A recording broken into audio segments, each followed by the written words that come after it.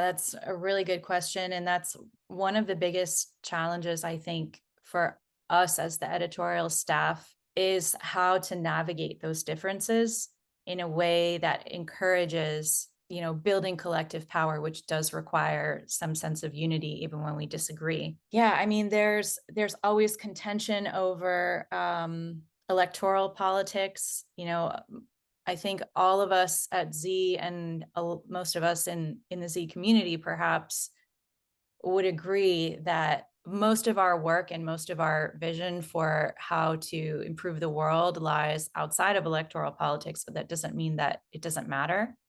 So I think it was actually Chomsky who said something like, voting is not activism. It's not the end of the work. It's like one tiny piece of the work, and then the actual work starts outside of that. Another really contentious issue recently has been the war in Ukraine and a left response to that. There's always things that come up in terms of climate change and greenwashing and figuring out where the pitfalls are there. So as a media platform, how we feel our mandate and our responsibility looks like is to approach it in a kind of critical literacy type of way where we are not here to tell people what to think, especially not our community members.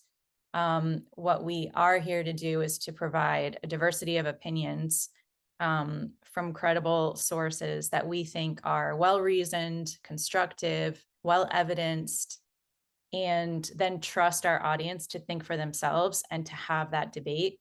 So we actually want to be encouraging good faith debate among left circles and even outside of those circles to further what we can do to pursue the change that we want to see. I also don't want to make it seem like we don't take a stand on certain issues or we'll just publish anything, because I think a lot of mainstream media tends to do that where they're like, well, we want to show both sides. And all that does is kind of move the realm of the acceptable or the Overton window in normally not good directions. So like you can see a lot of rightward shifts in media coverage because people are doing this both sides thing.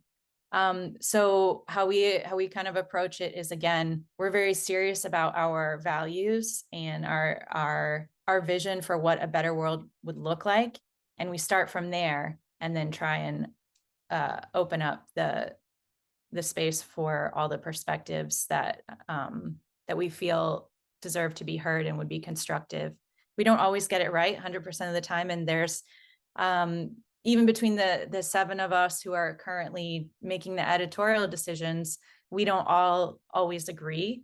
And I actually think that's a good thing, because if you look at Z on any given day of the week, to me, you can kind of tell that there's multiple hands in this. It's not just one voice. So yeah, it's not easy, but I think that our appetite and our skill for debate is something we actually need to work on. We need to, in general, humans in general these days need to work on their communication skills.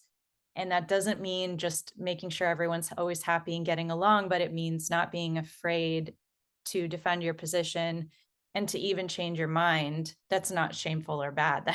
That's how we progress, and that's how we achieve the things that we want.